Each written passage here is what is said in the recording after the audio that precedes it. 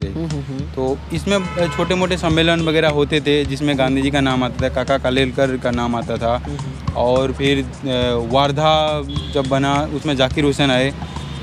ऐसे ऐसे करके ये 1945 तक ये पूरा मामला सही हो रहा था कि हिंदी ही राजभाषा बनेगी। तब हाँ, हिंदी ही राजभाषा बनेगी। 1945 में क्या हुआ, अन्य छोटे छोटे प्रदेश जैसे बंगाल हो गया या फिर दक्षिण में तमिल वगैरह, ये लोग भी वहाँ पर दावी करने लगे कि हिंदी क्यों राजभाषा बने। हिंदी के लिए बहुत काम किया है। इस जहाँ पे हम खड़े हैं वहाँ बहुत काम हुआ है हिंदी के लिए। और हिंदी एक मतलब यहाँ से एक बीज था जो उत्पन्न हुआ, और आज क्या स्थिति है यहाँ की हिंदी की। 100-150 सालों में ये भाषा इतनी तरक्की कर गई है, तो अगर हम इसे अपनी राष्ट्रभाषा बनाकर इसे अगर और महत्व देंगे, इसे हम अगर उसका स्थान देना शुरू कर दें, भाव देना शुरू कर दें अधिक, तो जाहिर सी बात है कि ये बहुत विस्तार करेगी और अपने देश के राष्ट्रभाषा इसे घोषित किए जाने का मुझे लगता है इसके अंदर पूरे गुण हैं और ये उतना सामर्थ्य है कि इसे किया जाना चाहिए। अगर हम बातें करें, जैसे इंग्लिश प्रोफेशनल लैंग्वेज माना जाता है, तो क्या हिंदी भी प्रोफेशनल लैंग्वेज है? नहीं, इंग्लिश प्रोफेशनल इसलिए हुई ना, क्यों हुई? हिंदी को खींच लिया जाता है। जैसे कि हिंदी का कोई लेक्चर हो या हाई स्कूल टीचर वगैरह पोस्ट वगैरह जितनी निकलती है उसका आदर भर्ती नहीं होता या पोस्ट ही नहीं निकाला जाता है। तो बच्चा का भविष्य हिंदी में ही नहीं है तो कोई हिंदी पढ़ने की क्यों कोशिश करेगा। आइए, हिंदी दिवस। विश्व हिंदी दिवस आज 2 मिनट बात करिए यार, इनका चैनल इतना अच्छा है। इनसे मिलिए। अच्छा, इन लोगों से बात करना, मैंने आपसे इनको बात पहचानिए पहले। इनसे आप हिंदी के बारे में बात नहीं करना चाहते ना? इनसे नहीं करेंगे। हिंदी पढ़ते पढ़ते बात करते करते बोर हो गए हैं क्या एकदम? नहीं, हिंदी पढ़ते पढ़ते तो जीवन में कभी बोर नहीं होंगे। कभी बोर नहीं होंगे। जीवन का सबसे रसिक और सबसे अधिक आनंद और रस मुझे इसी भाषा और इसी विषय में है। ऐसा तो नहीं है कि एकेडमिक में है इसलिए रस और भाषा दिख रहा है कि नहीं, अगर जब मैं मेरे यहाँ वो जो बचपन से पला हूँ ना जिस माहौल में, वहाँ घर में सारे हिंदी के ही प्रोफेसर हैं। मेट्रो सिटीज़ में चले जाइए तो कोई हिंदी में बात नहीं करता वहाँ पे। लोग कहते हैं हिंदी बोलने वाले को लोग एकदम एक श्रेणी में रख देते, कहते हैं लगता है यूपी बिहार का लौंडा है ये पहले से ही। नहीं, ये तो लोगों की अपनी मंशा है ना, और ये चीज़ें पता है क्या है, हमें अपने यहाँ से बदलनी पड़ेंगी। एक परिवार में जिस स्तर पर जहाँ हम अपने घर में हैं वहाँ देखिएगा बहुत सारी चीज़ें मिलती हैं ना। अभी हमारे घर में कोई छोटा बच्चा होता है, जब वो अंग्रेजी बोलना शुरू करता है, अंग्रेजी में बात करता है, कोई चीज़ कहते हैं तो घर के लोग जो आते हैं या अपने रिश्तेदारों को जब कोई बात बताते हैं तो क्या करते हैं, अपने रिश्तेदार आते हैं ना, कहते हैं जब वो 4 शब्द अंग्रेजी में 4 वाक्य अंग्रेजी का बोल लेता है तो लोग बड़े प्रसन्न होकर कहते हैं देखिए पढ़ता है, वहाँ पढ़ता है, ही पढ़ता है। वो बहुत प्रसन्नता, कितने गर्व का भाव उन लोगों के अंदर जाता है। वही अगर हिंदी में बात करेगा तो उन्हें नहीं लगता कि क्या बात कर, ठीक है, जनरल सीख लेते हैं चीज़ें, स्टैंडर्ड को नाप लेते हैं। हाँ, तो वो स्टैंडर्ड नापना शुरू करते हैं। लेकिन उन्हें इस चीज़ को पहले हम जब तक अपने अंदर से अपने घर परिवार से नहीं शुरू करेंगे ना, तब तक ये बात कहीं बड़े पैमाने पर नहीं शुरू हो सकती है। तब तक जो है वो लोग यही समझेंगे, बाहर वाला भी यही समझे। जब तक हम घर में नहीं भाव देंगे अपने बच्चे को, हिंदी बोलने के लिए नहीं प्रोत्साहित करेंगे, उसका उत्साहवर्धन नहीं करेंगे कि तुम हिंदी में बातें करो, हिंदी में बोलो, हैं, जब वो हिंदी में अच्छे तरीके से अच्छी बातें कर सकता है तो उसको जब हम उस चीज़ पर उसका मोटिवेट करें हम कि आप तुम और अच्छी बातें करो इस चीज़ में, तब तक वो घर से नहीं शुरू करेंगे, तब तक बाहर वाला कहाँ शुरू करेगा। हिंदी ही क्यों भाई? आप अपने बच्चों को क्या सिर्फ हिंदी सिखाएंगे, इंग्लिश? आप बताइए भाई साहब, आप अपने बच्चों को सिर्फ हिंदी सिखाएंगे, इंग्लिश? और नहीं, जैसे कि हर लैंग्वेज एक बच्चे को जितनी बहुभाषी बना सकते हैं उतना बेहतर हो सकता है, क्योंकि ऐसा नहीं है कि, लेकिन हम बड़ा हिंदी को लेकर बड़ा उपेक्षित भाव करते हैं। जो बढ़ती आधुनिकता चल रही है, जैसे कि आपने कहा कि दिल्ली या फिर कहीं बड़े कैपिटल सिटी हो गया कोलकाता या फिर दिल्ली, इस जगह पे जाओगे अगर आप हिंदी में अगर कम्युनिकेट करते हैं या फिर बड़े तो आपको हीन नज़र से देखा जाता है। जैसे कि आपने कहा कि यह यूपी बिहार का, या फिर मैं उड़ीसा से हूँ, मैं यहाँ आता हूँ बनारस में ही, और मैं जब यहाँ पर भोजपुरी में अगर मैं कम्युनिकेट नहीं कर पाता हूँ तो मैं कहीं ठग लिया जाता हूँ, जैसे दुकानदार वगैरह से। तो वैसे ही क्या कहते हैं यहाँ के, अगर मैं खड़ी बोली में बात करूँगा, क्योंकि मैं अक्सर एक किताबी हिंदी सीखा हूँ ना, कि यहाँ बोलचाल की रवैया से हूँ, तो उससे वाक़ई या क्या कहते हैं अनभिज्ञ हूँ भोजपुरी कैसे बोला जाता है इसे। फिर भी मैं कोशिश करता हूँ कि इन चीज़ों से बचने के लिए। तो ऐसा नहीं है कि ये केवल हिंदी बोलने वाले को उपेक्षित होना पड़ता है, और भी जितने भाषाभाषी हैं, कहीं भोजपुरी क्षेत्र में जा रहे हैं तो गैर भोजपुरी जितनी भाषी है, चाहे आप अंग्रेजी भी क्यों ना बोल लें, या फिर आप कहीं और दूसरे प्रदेश में, जैसे कि आप उड़ीसा में भी चले जाइएगा, तब आप हिंदी बोलेंगे, तब आपको ठगने की कोशिश किया जाए। तो मेरे हिसाब से ना, कोई अंग्रेजी या हिंदी कोई ऐसी भाषा नहीं, सारी भाषाएं सीखनी चाहिए, और अपने हिसाब से सारी भाषाओं को सम्मान भी होना चाहिए बाकायदा। गूगल डेटा बताता है कि बहुत ज़्यादा हिंदी बोला जाता है भारत में। हिंदी भाषी देश अगर बोले एक तरीके से हो सकता है, लेकिन फिर भी आप बोल रहे हैं कि हिंदी को तवज्जो नहीं दिया जाता। आप बंगाल जाएं, उड़ीसा जाएं, ऊपर जाएं, कहीं भी जाएं आप, तो एक तो ये होता है कि लोकल के कम्युनिटी, जैसा कि बिमलेश बताया कि क्या चल रहा है वहाँ पे, एक तो स्टेट की जो राजनीतिक पार्टी है, जैसे कि मैं उड़ीसा का हूँ, तो मैं उड़ीसा के संदर्भ में बताने की कोशिश करूँगा कि वहाँ बीजेडी है। और बीजेडी क्या है? बीजेडी बिजू जनता दल एक रूरल पार्टी है, मतलब आंचलिक दल है। और वहाँ वो 20 साल से ही अपना वर्चस्व जमाए हुए हैं। और हिंदी को लेकर ही उसका वैमनस्य इतना ख़राब रहता है कि वो 8वीं कक्षा में ही क्लास क ख सिखाया जाता है हिंदी का। और वहाँ कोई दूसरी पार्टी जब एंट्री करती है या फिर बीजेपी वगैरह, एक स्टेट 2 स्टेट में से वो एमएलए तक ही सीमित रहते हैं। जब वहाँ धीरे धीरे विकास करते हैं तो उड़िया को और स्कोप दिया जाता है और हिंदी को खींच लिया जाता है। जैसे कि हिंदी का कोई लेक्चर हो या हाई स्कूल टीचर वगैरह पोस्ट वगैरह जितनी निकलती है, उसका आदर भर्ती नहीं होता या पोस्ट ही नहीं निकाला जाता है। तो बच्चा का भविष्य हिंदी में ही नहीं है तो कोई हिंदी पढ़ने की क्यों कोशिश करेगा।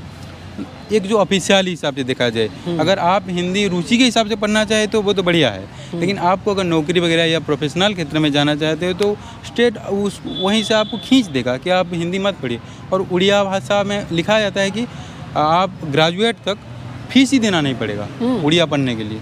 तो आपको क्या करें, उड़ीसा के अंदर बस उड़ीसा में सीमित करने की कोशिश किया जा रहा है। अच्छा। ऐसा नहीं है कि आप बाहर जाइए और बढ़िया से मतलब उड़ीसा का ही नाम रोशन कीजिए या फिर अपने राज्य के साथ साथ देश का भी नाम रोशन कीजिए, ऐसा कोई स्कोप नहीं। सेंट्रल हो गए हैं पढ़ाने के मामले में। हाँ, बहुत संकीर्णता सोच यही रख रहे हैं। अच्छा, कि हिंदी तो ये खास उड़ीसा की नहीं है, अनेक दक्षिण भारतीय राज्यों की भी यही बात है। अच्छा। जो क्या कहते हैं हिंदी या फिर अन्य जो अपने इलाके की भाषा नहीं है उस भाषा को लेकर बड़ा वैमनस्य रहते हैं। अच्छा। कि खास तौर पर ये बंगाल में जहाँ पाया जाता है कि वो जो बंगाली वो समझते हैं कि अपनी ही भाषा ही इतना सक्षम है, दूसरों की भाषाओं को अपना ही क्यों न जाए।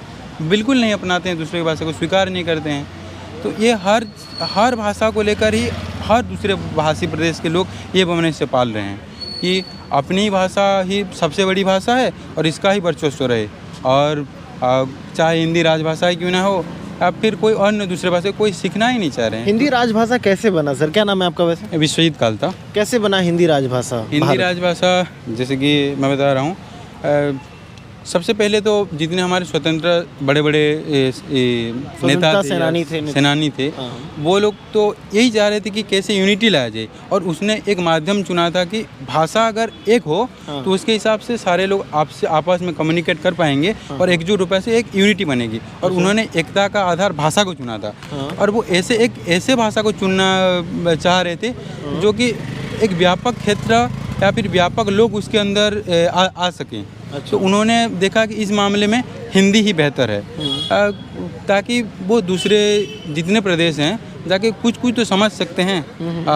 जैसे कि नेता वगैरह जहाँ भी जाते हैं, जब गांधी जी के आप ले लीजिए, कहीं उड़ीसा में चले जाएंगे या साउथ इंडिया में चले जाएंगे, अगर अब वो गुजराती में भाषण देंगे तो उतना कम्युनिकेट नहीं हो पाएगा। जैसे कि आजकल ये मोदी वगैरह भी अप्लाई करते हैं कि जहाँ जाते हैं वहाँ की भाषा कुछ बोल लेते हैं और कनेक्ट कर पाएँ लोग। हाँ, कम्युनिकेट कर पाएंगे और बढ़िया से उनको क्या कह रहे हैं अपनी जो यूनिटी में या अपनी जो भाव है उसको उन लोगों तक पहुंचाया जा सकता है। तो इन सारी चीज़ों को लेकर राजनेता या फिर स्वतंत्रता संग्राम ने यही सोचा कि हिंदी को ही चुना जाता है एक भाषा के रूप में जो स्वाधीनता संग्राम में योगदान दे सके।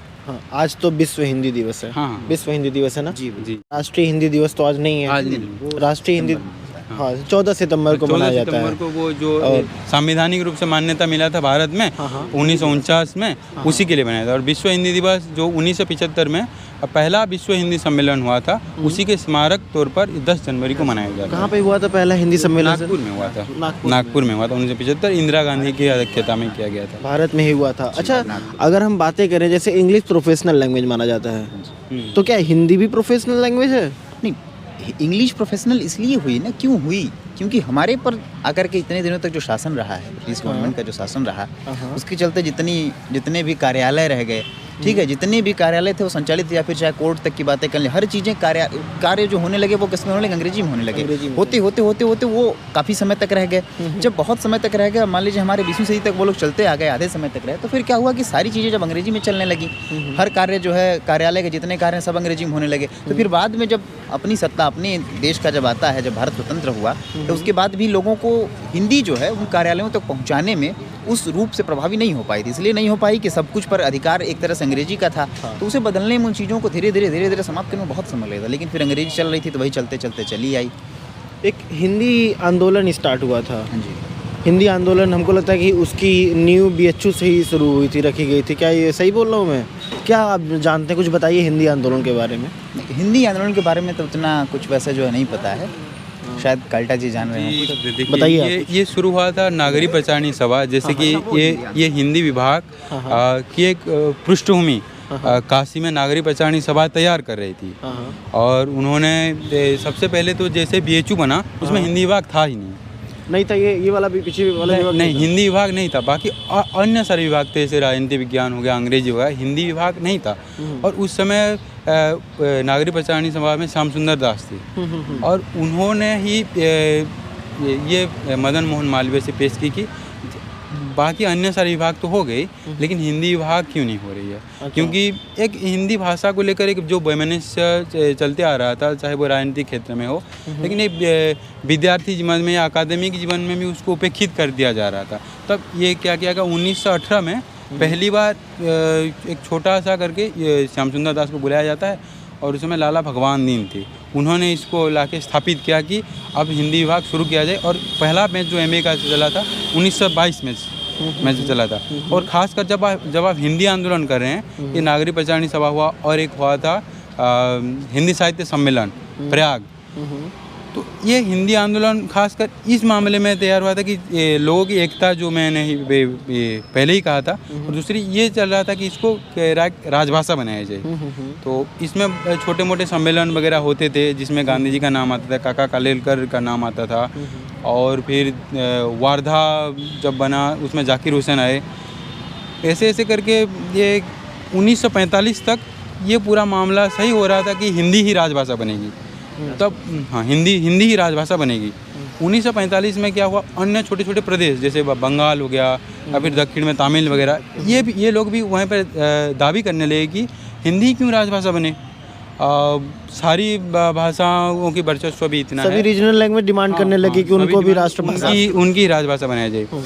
तब ये जोरदार चला कि राजभाषा मतलब कौन सी बनाया जाए, और इसका पहला बार पेश किया गया 1947 में संसद में। और वहीं से मसला शुरू हुआ, और वहीं पे ये जो राजेंद्र प्रसाद थे उस समय, ये संविधान सभा के अध्यक्ष थे, उन्होंने ये पेश किया कि हमको 2-3 साल में हर प्रदेश से एक प्रतिनिधि को बुलाना है, और एक सभा बनाया जाएगा, उसमें ये निर्णय लिया जाएगा कि राजभाषा किसको बनाया जाए।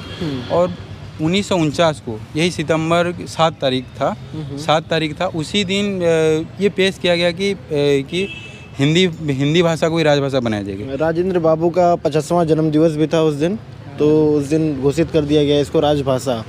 14 सितंबर 12 सितंबर को घोषित किया गया। उस समय दक्षिण भारत के 2 एक गोपाल स्वामी अयंगार थे, और एक आयर करके कुछ थे, वही दोनों ही बड़े प्रयत्न किए थे, क्योंकि वो एक तो गैर हिंदी भाषी प्रदेश के थे, तब भी हिंदी को लेकर इतने बड़े उत्साहित थे, और उन्होंने सपोर्ट किया। और 12 तारीख को इसको क्या कहते हैं, पूरी तरह समर्थन मिला, और 14 तारीख को पूरा स्वीकृत दिया गया और दस्तखत दिया गया, हिंदी राजभाषा बनेगी। अच्छा, ये जो राष्ट्रपति क्या बोल रहे हैं, और एक बड़े विचित्र तरीके की बात है, और बड़ा विचार करने वाली भी बात है कि हिंदी भाषा को राष्ट्रभाषा बनाने का जो प्रथम प्रयास है, हिंदी क्षेत्र के लोग नहीं किए, शुरू कर रहे हैं जो गैर हिंदी क्षेत्र के, दक्षिण भारत से ये चीज़ें शुरू हो रही हैं।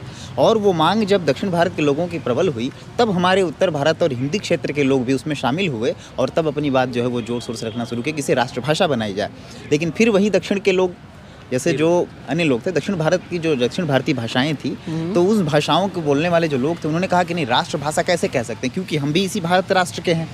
हमारी भाषा, हम तो बचपन से ये बोलते आ रहे हैं, हमारी ये नहीं, हम ये सीखते हैं, हम नहीं बोलते हैं, तो फिर हम कैसे उसे राष्ट्रभाषा स्वीकार कर लें। इसलिए ये विरोध दक्षिण में ज़्यादा हुआ, और दक्षिण में हुए बहुत सारे देश, जिसमें तमिल बहुत बड़े जो है योगदान में रहा वो। तो फिर इसलिए जब इतना विरोध हुआ, तो लोगों ने कहा कि ठीक है, इनका भी बात मान लेते हैं, उनकी भी बात मान लेते हैं। लोगों ने के बीच का रास्ता निकाल को क्या कह दिया कि चलो हिंदी हमारी राज्य भाषा होगी, राष्ट्रभाषा नहीं होती। और जो हिंदी वाले जो है हिंदी आंदोलन की जो बात रही थी वहाँ, उसमें वो चीज़ें चली, और धीरे धीरे चलते चलते, और जैसा इन बता रहे थे कि श्याम सुंदर दास जी ने जो है सबसे पहले जो इन चीज़, और जब ये विश्वविद्यालय बन रहा था, तो जो मालवीय जी ने इस विश्वविद्यालय की शिक्षा के लिए पहले ये प्रयास किया था कि हिंदी माध्यम से हमारे यहाँ के लोगों जैसी शिक्षा होनी चाहिए। लेकिन जब अंग्रेज़ों के पास ये विश्वविद्यालय का जब प्रस्ताव लेकर के वो गए थे ना, उन्होंने इस चीज़ को अस्वीकार, उन्होंने कहा कि नहीं, विश्वविद्यालय आप बनाएंगे, हम इसकी इजाज़त देंगे, लेकिन तभी देंगे जब इसमें पढ़ाई अंग्रेजी माध्यम से होगी। अच्छा, अंग्रेज चाहते थे कि जिस तरह से हम चाह रहे हैं उस तरह से पढ़ाई हो, आपके अनुसार पढ़ाइयाँ नहीं शिक्षा प्रणाली को वो डिसाइड और करेंगे। इसी चीज़ को लेकर के मालवीय जी बहुत दिनों तक परेशान भी रहे थे कोई कि उनको कैसे हो, कोई बहुत स्कोप ही संघर्ष नहीं करने मिला, के कोई बाद जो फंड बहुत ही सारी नहीं चीज़ों मिला के बाद सरकार से जो है की तब उन्होंने हाँ, और ये भी था कि सरकार कोई फंड नहीं देगी, आपको पैसे भी देने पड़ेंगे अपनी तरफ से। तो वही मालवीय जी ने प्रयत्न किया दिन रात लग करके, और फिर जैसा कि श्याम सुंदर दास जी ने भी जो है जिनके नाम पर जिनके नाम पे लाइब्रेरी है वहाँ पे, बिल्कुल देख सकते हैं। और ये उन्होंने पूरा बहुत डिपार्टमेंट प्रयास अगर पीछे दिखाइएगा, पूरा हिंदी और एक डिपार्टमेंट है। बहुत गर्व की बात ये भी है कि ये विश्वविद्यालय का ये विभाग इतना समृद्ध विभाग रहा है और आज भी है कि अब लोग जितने भी हिंदी साहित्य में 4 जो बहुत बड़े नाम मानते हैं कि हिंदी साहित्य इतिहास लेखन की बात करें हिंदी साहित्य में, जिसमें हम बच्चन सिंह को देखिए, आचार्य रामचंद्र शुक्ल जी को देख लीजिए, ठीक है, हजारी प्रसाद द्विवेदी जी को देख लीजिए, ठीक है, विश्वनाथ जी को देखिए, वो सब यहीं से रहे हैं। नामवर जी ने भी यहाँ पढ़ाया, ऐसी बात नहीं है। तो बहुत बड़े बड़े अपना मोर्चा लिखने वाले काशीनाथ सिंह थे भी जो है वो नामवर जी के भ्राताश्री हैं, उनके भाई थे। अपना मोर्चा पढ़ा है आपने? नहीं, अपना मोर्चा तो मैंने नहीं पढ़ा है, लेकिन हिंदी आंदोलन में यहाँ बहुत लड़ाइयाँ हुई थी, मतलब दंगे हुए थे, पीएससी ने घुस घुस करके बीएचयू के हर एक छात्रों को मारा था। आप अगर उस किताब को पढ़ेंगे तो चित्तूपुर जो गेट है उसकी एक अलग हिस्ट्री है। लोगों के ये जो टांग होती है ना, टांग जब भाग रहे थे वो देख रहे हैं वहाँ पे कटीले जो बाउंड्री पे लगे हुए लोहे, उसमें टांग फंस जा रहा है, फिर भी पुलिस मार रही है लोगों को, बम वम चलता है, बहुत सारे आंसू गोले निकलते हैं, बहुत सारी चीज़ें होती हैं। हिंदी के लिए बहुत काम किया है, इस जहाँ पे हम खड़े हैं वहाँ बहुत काम हुआ है हिंदी के लिए। और हिंदी एक मतलब यहाँ से एक बीज था जो उत्पन्न हुआ, और आज क्या स्थिति है यहाँ की हिंदी की आज की भी स्थिति मैं अगर जब देखता हूँ, अगर मैं सच्चाई के साथ कहूँ तो इस समय पूरे विश्व की मैं बात कर सकता हूँ, खैर विश्व में नहीं गया हूँ लेकिन मैं केवल भारत में कहूँगा, अगर कोई विश्वविद्यालय, कोई विभाग, हिंदी विभाग अगर समृद्धता के तौर पे देखूंगा तो ये विभाग बहुत समृद्ध है। कुछ कमियाँ छोटी मोटी होंगी, अगर जिन्हें दूर कर लिया जाए तो ये आज भी विश्वविद्यालय कैसे है समृद्ध इसलिए है कि यहाँ जो लोग पढ़ाने वाले हैं, हर व्यक्ति के जब आप देखेंगे एक से एक प्रोफेसर, उनके अंदर की जब विद्वता के साथ जब परिचय होता है हमारा, जब उनसे साक्षात्कार हो रहा है उनकी विद्वता का उन विद्यार्थियों से, तो लगता है कि बात तो है। पढ़ने के बाद जो आनंद आता है, या फिर जो बहुत सारी ऐसी बातें, जब जानकारियाँ जब निकल करके आती हैं उनसे संवाद में, अध्ययन के दौरान उनसे बातें सुनने जाने पे, कि ऐसे जब मैं आया हूँ, जब BA मेरा यहीं से रहा, MA मैंने JNU से किया, फिर मेरा PhD यहीं से हो रहा है, लेकिन उसके दौरान भी जो है बहुत सारी चीज़ें, अब जब PhD में पढ़ रहा हूँ, जब एक से एक विद्वान आकर पढ़ाते हैं क्लास में, तो लगता है कि यार कुछ तो है। और यहाँ के पाठ्यक्रम को भी आप देख लेंगे तो बहुत सारे विश्वविद्यालय ऐसे हैं जो बहुत नाम के साथ हैं, लेकिन पाठ्यक्रम के दृष्टि में भी इस विश्वविद्यालय को कोई पीछे नहीं कर पाता है। और आप MA किए JNU से, उसका क्या हाल है BHU से कंपेयर करें तो? दोनों अपने अपने जगह पे दो अलग अलग तरह की स्ट्रेटजी के जैसे फॉलो करते हैं। वहाँ का जो है, जैसे यहाँ बहुत सारी चीज़ें वहाँ से भिन्न हैं, और वहाँ भी यहाँ से बहुत सारी चीज़ें भिन्न हैं। भिन्न इस मायने में है कि जैसे अब यहाँ आप वहाँ का क्या है कि वहाँ एक ही जैसे प्रोफेसर जो पढ़ाते हैं वो अपने बच्चे का उस वक्त सब कुछ देखते हैं, मतलब जैसे वो अपना उसका सेशनल भी वही लेंगे, उसका एग्ज़ाम भी मेन वही कराएंगे। हाँ, लेकिन ये है कि शिक्षा का महत्व जितना वहाँ है उतना यहाँ भी है। दोनों जगह की अगर आप तुलना नहीं की जा सकती किसी एक से, क्योंकि दोनों एक अलग स्ट्रेटजी के साथ काम करते हैं। दोनों के पढ़ाने का तरीका अलग है। यहाँ पढ़ाने का तरीका अलग है, यहाँ परीक्षाएं या मूल्यांकन करने का तरीका अलग है, वहाँ पढ़ाने का और मूल्यांकन करने का तरीका अलग है थोड़ा सा। वहाँ जो होता है वहाँ चीज़ें थोड़ी सी अधिक डिबेटिंग है, यहाँ थोड़े से डिबेटिंग अगर तौर पर मैं देखा जाऊँगा थोड़ा सा कम होता है, लेकिन वहाँ जो पूरा माहौल ही है वो, वहाँ का कल्चर ही है वो, कि वो डिबेटिंग माहौल ज़्यादा है। कुछ इन 2-4 वर्षों में कुछ नई कीर्तियों में शामिल हुआ हो हिंदी डिपार्टमेंट, कुछ बढ़िया किया हो, कुछ बताएंगे? इन 2-4 वर्षों में जो है हिंदी विभाग बढ़िया करने की बात लेंगे कि यहाँ के हिंदी विभाग से जो है, आप अभी पिछले ही बार जितने सिलेक्शंस देख लीजिए कि कितना दे रहा है। यही विभाग जो है अभी पिछले बार ही आप देखेंगे तो यहाँ से बहुत सारे ऐसे बच्चे हैं, इतने बच्चे किसी और विभाग से, किसी और विश्वविद्यालय से नहीं जो है। अभी UP हायर का जो पेपर हुआ था आपने देखा होगा, इसी साल जो सिलेक्शन हुआ, वैकेंसी आई हुआ, सबसे अधिक बच्चे जो सेलेक्ट हुए हिंदी विषय से मैं बताऊँगा वो इसी विभाग के बच्चे हैं। अच्छा, मैंने विश्व के कई और विश्वविद्यालय हैं, लेकिन वहाँ से इतने बच्चे नहीं सेलेक्ट हो पाए जितना केवल इस विश्वविद्यालय की इस विभाग ने दिया है सिलेक्शन। अच्छा, UPSC से कनेक्ट करें अगर हिंदी को, तो क्या हिंदी बहुत ज़्यादा बेनिफिशियल है अदर सब्जेक्ट को लेकर के? नहीं, UPSC से कनेक्ट करके अगर देखा जाए तो मतलब कैसे फ़ायदा है हमें हिंदी से? अच्छा, खासकर ये जो हिंदी एक माध्यम है, खासकर ये क्या कहता है, ग्रामीण इलाकों से जिन बच्चे UPSC को जो सपना दिखते आ रहे हैं, और उनमें जो आर्थिक जो कमियां रहती है, उतना सक्षमता नहीं होता कि वो जाकर अंग्रेजी मीडियम स्कूल में पढ़ पाएँ, और उसी को ही माध्यम बना के UPSC को मतलब क्रैक किया जाए। तो मैं ये कहूँगा कि जो गरीब बच्चे हैं और जो ग्रामीण इलाके से आते हैं या ग्रामांचल से आते हैं, जो या फिर मध्य वर्गीय परिवार आते हैं, उनमें इतनी आर्थिक सक्षमता नहीं रहती कि वो अंग्रेजी पढ़ा पाएंगे, तो उन्होंने हिंदी को ही एक क्या कहते हैं जरिया बनाते हैं यूपीएससी का माध्यम बनाते। कोई भी हो भाषिक अभिव्यक्ति होनी चाहिए, और उसको जो ये यूपीएससी आयोग मान्यता देती है उसमें क्या कहते हैं अंग्रेजी को ज़्यादा तवज्जो दिया जाता है और हिंदी को उसके बाद दिया जाता है। तो क्या कहते हैं एक दूसरे एक वैकल्पिक रूप में हिंदी को दिया जाता है, ये चीज़ नहीं होनी चाहिए। क्योंकि भाषा तो दोनों ही बराबर है, हिंदी और अंग्रेजी, क्योंकि दोनों में ही अभिव्यक्ति का एक माध्यम के रूप में भाषा का इस्तेमाल होता है। तो मेरे हिसाब से खासकर ग्रामीण और आंचलिक जो क्या कहते हैं जिसमें आर्थिक थोड़ा सक्षमता नहीं होती है, उनके लिए हिंदी बहुत बढ़िया जरिया है, और हिंदी को ही ज़्यादा तवज्जो देनी भी चाहिए। क्योंकि एक जो यूपीएससी जो निकालता है, एक कलेक्टर या आईएएस ऑफिसर बन जाता है, वो ऐसे ही लोगों के बीच ही उसको जाना पड़ता है, और उसको भले ही अंग्रेजी कितनी ही आती हो, वो कम्युनिकेट उन्हीं लोगों से करेगा जो जनसाधारण के बीच ही कम्युनिकेट करेगा। तो इसको हिंदी बाकायदा आनी चाहिए और अच्छी हिंदी आनी चाहिए, और अपनी भाव को अभिव्यक्ति बढ़िया से करे, क्योंकि लोगों का ही दर्द वो सुनेगा, लोगों के लिए काम करेगा। भाव तो अभिव्यक्त किसी भी लैंग्वेज को आप अच्छे से जानते हैं तो वो कर सकते हैं। चीज़ जो सबसे बड़ी बात आती है कि भाषा जो है वो केवल कम्युनिकेशन, केवल संवाद का या फिर उनके एक माध्यम होती है, बातचीत का एक माध्यम ही है, कम्युनिकेशन का वो तो लैंग्वेज केवल कम्युनिकेशन का जो है एक जरिया है, ठीक है। और बात यह आती है कि अब भाषा जो है चाहे हिंदी हो चाहे इंग्लिश हो, इस आधार पर नहीं कहीं जो है किसी को जो है कहीं मान लीजिए चाहे यूपीएससी की बात कर ली जाए, किसी को ज़्यादा ऊपर वरीयता दे दी जाए, किसी को ऊपर रखा जाए, किसी को नीचे। भाषा के आधार पर मुझे लगता है ये जो चीज़ें होती हैं वो बड़ी गलत हैं। अब जैसे आप मान लीजिए कहते हैं कि अंग्रेजी किसी के अच्छे से दे दिया जाए, अगर उसे विदेश किसी ऐसे देश में रसिया भेज दीजिए, वहाँ अंग्रेजी का क्या काम आएगा? भाषा तो कभी भी सीखी जा सकती है ना, सीखी क्यों नहीं जा सकती? आज हम ठीक है कहीं जाना है उस हिसाब से आप सीख सकते हैं भाषा, कुछ चीज़ें जान सकते हैं, वहाँ जा सकते हैं, संवाद कर सकते हैं, ऐसे बहुत सारी काम कर सकते हैं। लेकिन किसी ऐसे देश में भेज दीजिए जहाँ बहुत सारे ऐसे देश जहाँ इंग्लिश का कोई वो नहीं, वहाँ उनकी भाषा ज़्यादा महत्व देती है ना। तो फिर हम क्या फ़ायदा होगा अगर मान लीजिए रसिया की जैसे बात कर ली जाए, तो रसिया चले जाए कोई, आपको इंग्लिश क्या काम आएगी? किस काम? वहाँ तो रशियन आपको बोलनी पड़ेगी, है ना। आप कहीं चले जाइए जो है, आप फ्रांस चले जाइए जो है, आप वहाँ आप इंग्लिश में कितने जो है बातें, वहाँ तो आपको जो है वहाँ आपको फ्रांसीसी आनी चाहिए, है ना, फ्रेंच बोलनी पड़ेगी आपको। तो इस तरह से भाषा जो केवल एक तरह से संवाद का माध्यम है, वो किसी की योग्यता का मुझे नहीं लगता कि कोई माध्यम बनाने स्तर नापने का जो एक पैमाना नहीं सेट कर दिया जाना चाहिए। तो वही अगर हमारे भी देश में जो भी आ रहा है, कोई अगर अधिकारी आ रहा है, मान लीजिए हमारे गाँव में चला जाता है, मैं भोजपुरी काऊ बेल्ट वाला इंसान, भोजपुरी बेल्ट का हूँ मैं, आजमगढ़ का रहने वाला हूँ। अब वहाँ कोई आएगा, अगर कोई अधिकारी आ रहा है बहुत अच्छी अंग्रेजी बोल रहा है हमारे गांव में, क्या मतलब है उसका? कौन समझ रहा है? क्या चीज़ें जान रहा है? उसको क्या स्थान हो सकता है? उसको विद्वान समझना शुरू कर देना, अरे बड़ा बढ़िया ऐसा बोलने, कोई नहीं समझ पा रहा। जब नहीं समझ पाया तो आप काम क्या कर पाए? आप क्या कम्युनिकेशन कर पाएंगे? या हो सकता है कि जो है अधिकारी जो होते हैं उन्हें अगर अपने दफ्तरों में बैठकर काम करना हो, अगर यही उनके लिए हो कि दफ्तर वाला कार्य उनको बड़ा अच्छे से आ जाए, अंग्रेजी भाषा में करना वो कर लें, तो ठीक है, फिर आप उस आधार पर देखें। लेकिन अगर आप एक जनसेवक के रूप में बात कर रहे हैं, जाने कि आप अगर जनसेवक बना के तैयार कर रहे हैं अधिकारियों को, तो फिर अगर उनको आम भाषा अगर आनी है, नहीं आती थी, तो फिर उनके लिए कमी हो जानी चाहिए। कनेक्ट नहीं कर पाएंगे वो, कैसे कनेक्ट कर पाएंगे? कैसे चीज़ें समझ पाएंगे? जैसे भैया भोजपुरी बोलते हैं तो हम भी आपको मतलब अब वीडियो को ख़त्म करते हैं, समाप्त करते हैं।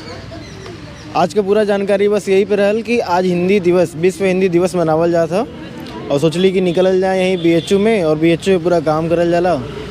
तो आज जौन भी जानकारी मिलल आपके कैसन लगल, कुछ पर बोलल चाहत हुआ तो कमेंट बॉक्स में लिखिए।